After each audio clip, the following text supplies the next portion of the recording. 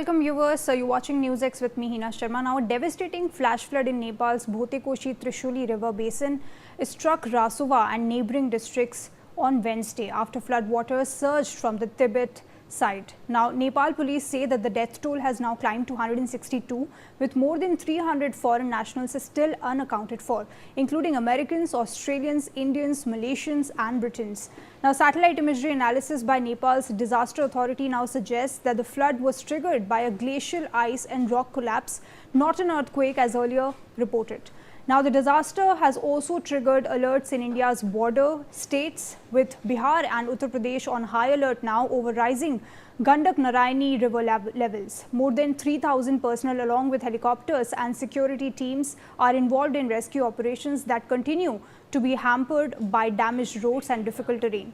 In fact, we are being joined by a special guest, Roshan Pandey. He is the owner of Fishtail Tours and Travels. Roshan ji, thank you so much for speaking with NewsX.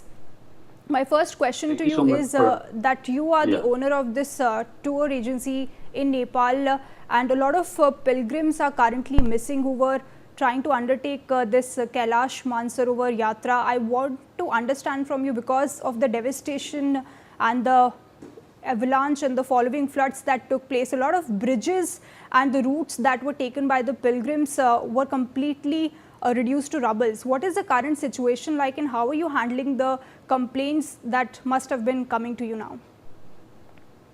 Of course, everything is visible because you must have seen through the videos and everything. So the road transportation, ground rescue is absolutely not possible right now. It's in negative status. So the only possible way is the aerial thing. So all the helicopters in Nepal, from the government side, from the military, and also the private helicopter owners, operators, all the helicopters has been mobilized to the affected areas, and whatever is possible, first the priority is given to those who are who have come into the contact, and later on maybe they will go towards the places where the affected areas.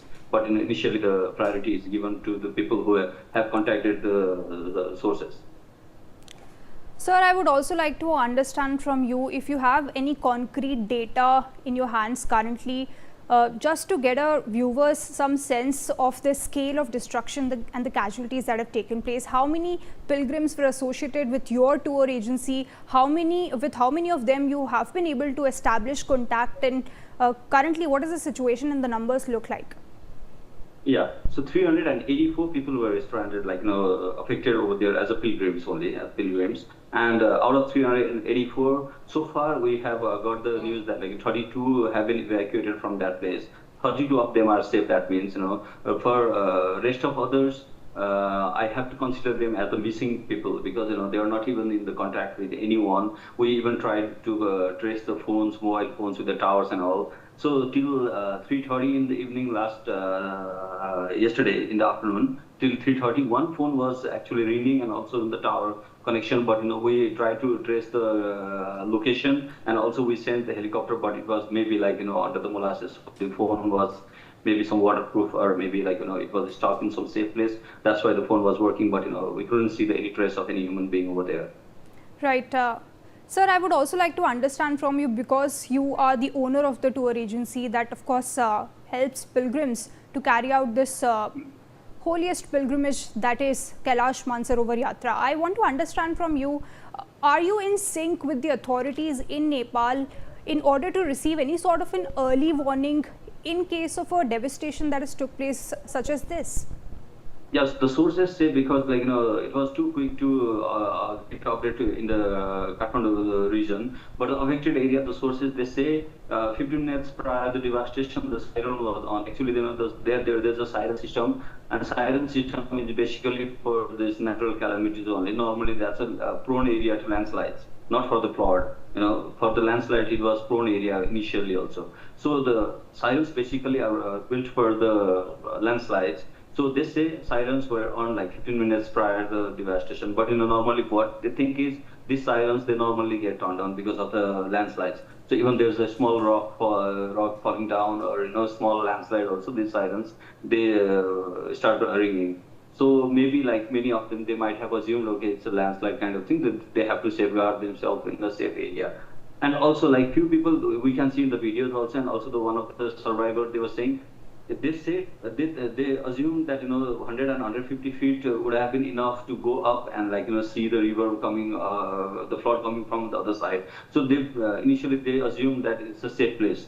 So they climbed up to 150 feet. So which was not enough. Actually, the water level was rising up to 270 feet, and that's like insane. That's unbelievable. That's never like no one ever could think of that, assumed of that thing. So it went up to 270 feet. So even the predictions, they didn't work.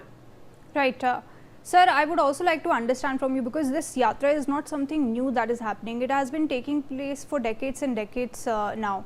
So is there any sort of SOP that is in place where you are receiving data from the side of Tibet, from the authorities, in order to ensure that the pilgrims who are undertaking this particular Yatra do not have to face this fate? Like, of course, we have the data, the entire data is with us, but the data is not so positive on a positive side, because of the other side also we got the data of only 27 survivors from the China side, and there were like definitely more than 600 people over there, so including the Chinese nationals as well. So the survivor rate is really low in Chinese side also, and Nepal's side data is like we get the data from the immigration, because whoever has done the immigration thing, they have the digital data. So we got it from the cloud thing from the Kathmandu only. So out of them, we hardly have any survivors so far. Like anyone has come into the contact. Right, sir. We also, have the data. are you in? Right. Are you in touch with the Indian authorities? Because a lot of Indian pilgrims are also currently missing, and we do not have any clarity how many of them have in fact lost their lives, or how many of them will be able to survive. Are you in sync with the Indian authorities? There's a positive news for India, like at least partial positive news, that this morning only 19 of them, they have been evacuated from the Timuri area. That's the most highly affected area. 19 of them, they have been evacuated with minor injuries, and one of them is like a bit more injured, or else like with minor injuries, they have been evacuated by helicopters from the Timuri area. That's the most remotest area in that place. So that's a very good effort from the helicopter companies, and also the military, and also our APF, everyone. Like they showed the best gesture out there, and they showed their skill to the level best, and they evacuated people from there. That's partially that's a good news for like in India, but of course the majority of the data is still, we have to consider them as the missing part. Sir, in terms of the search and rescue operation that is currently underway, do we have any sort of joint operation that is now going to be taking place in order to rescue these stranded people, and of course in order to take out these bodies who are now stranded in these particular devastating conditions? Since you said like bodies, as I told you in the beginning also, bodies will be in the second priority. First, the survivors and the injured ones will be prioritized. So like whoever, because like some temporary sort of network has been given to them, like telephonic network, phone networks. So they have been able to contact people back home, and also to the local authorities over there. So whoever has been there in the contact, now we are tracing the location. So first priority has been given to the survivors and the injured ones, and the secondly, then after we will focus on the body and all. Just final question from my side, sir. Do you want to tell our viewers anything about the help that is needed in this time of crisis? All we need is the prayers only, because the physical aid, the best possible physical aid has been applied, because all the helicopters, because even that's a gorge area, that's a very narrow gorge. So narrow gorge, too much of helicopters will be disturbing each other also. So the maximum limit has been already applied. So all the APF, military and everything has been activated. So rescue, there is no any compromise with the rescue thing. That's what we've been seeing over there. So there is no any complaint on that part. So definitely all we need is prayers from throughout the world. Right. Thank you so much for speaking with NewsX, sir, and wish you all the best with this operation that is currently underway, and hope that many people would be able to survive this tragedy. Thank you once again.